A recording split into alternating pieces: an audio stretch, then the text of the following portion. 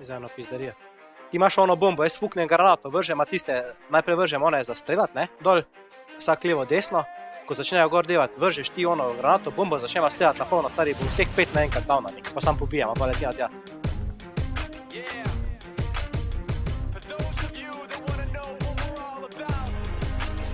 Zdaj bomo, le. Evo ga. Power of will, 5% pleasure, 50% pain, 100% reason to remember the name.